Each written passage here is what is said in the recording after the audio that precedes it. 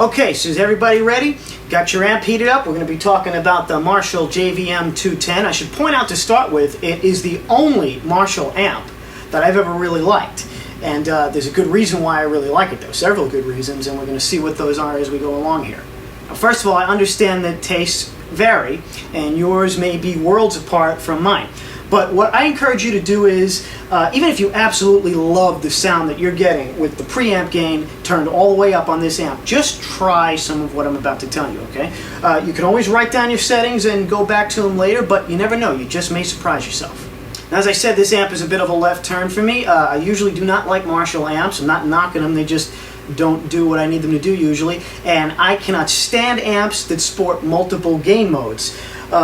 I prefer a single channel amp that does one thing, but it does it so well that you don't need anything else. The thing about the JVM210, I really like it because it handles the different gain modes really well, and it doesn't lose the sweetness of the tubes. But there's so much to work with here, we're going to be going a little bit at a time. Now, let me give you the technical specs on what you're going to be hearing. You're going to be getting audio from 3 different sources. The camera audio, the mic'd cabinet, and in the case of this amp, the direct line from the emulated line out on the back. And if you're wondering about this microphone here, this is just so you can hear my voice a little more audibly over the volume of the amp.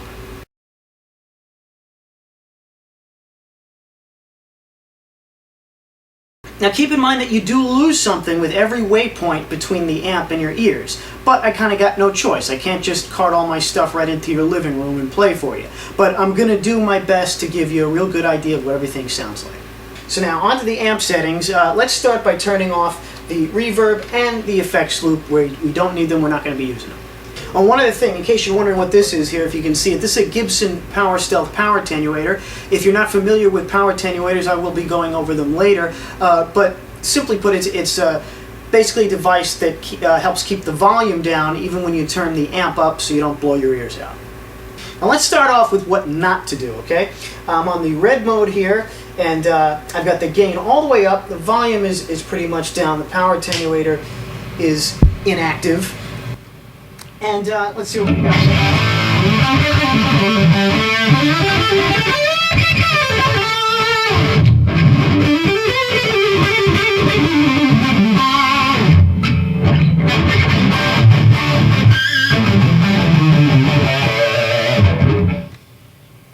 You see how it's just absolute mud? The distortion level of this amp is just stupid. You hear how much noise it's making even as I'm not playing. There's no way you will ever need that much distortion. I mean, I can't get any dynamics at all with that because with this much dry signal gain, it's almost impossible to bring it below clip level with the volume knob. I mean, well, look, have a look. I'm going to put my volume barely on here.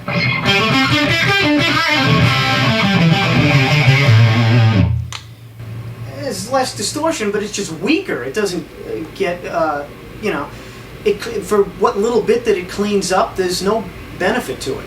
But with a setting like this, basically all you're hearing is distortion. It completely covers the natural sound of your guitar, and since it eats up all your more subtle frequencies, you're ensuring yourself that no matter how high you crank the volume, it's going to be indistinguishable, if not totally lost in a live mix, even with a mic on a cabinet through a PA.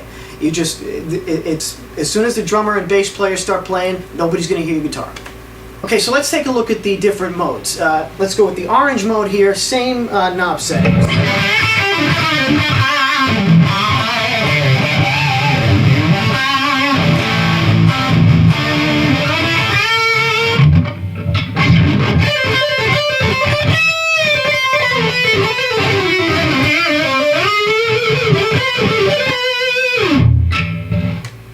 Okay, let's try the green mode now.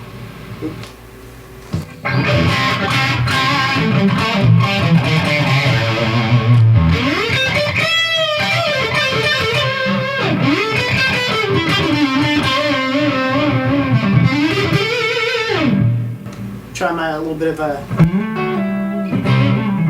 volume cut.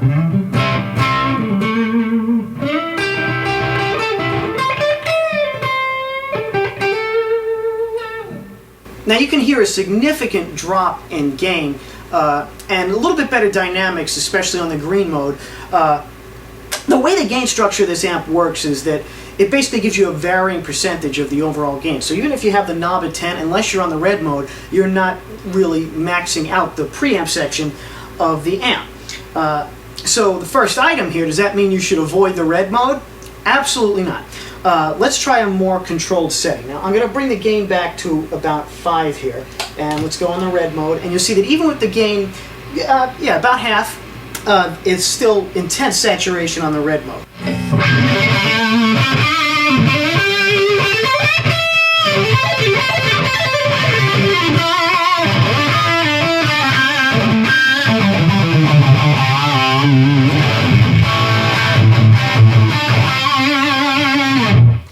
Now you see how it's slightly more controllable. It's not making noise all over the place. I'm getting a little bit of feedback. But, well, I should have demonstrated this before. Let me put the gain at 10. I'm not going to play. I'm just going to turn my volume. I'm muting the strings. Let me let go of the strings. And I'm sitting, you know, this is not set very loud. That's just way too much noise. But you see with the gain at half, it becomes a little bit more controllable. Let's try the other modes. Here I'm on the orange mode.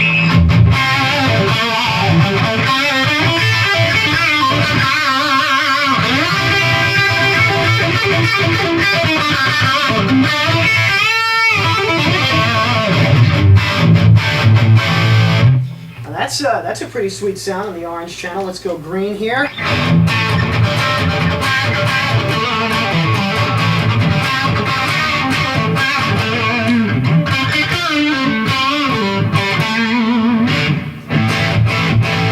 Went out of tune a little bit there.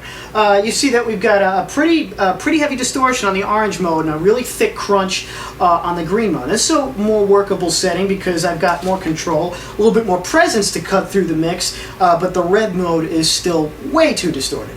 So for now, this next setting I'm going to use, I'm going to pull the gain way back. I'm going to put it just about halfway between 1 and 2 here. Let's go in the red mode here.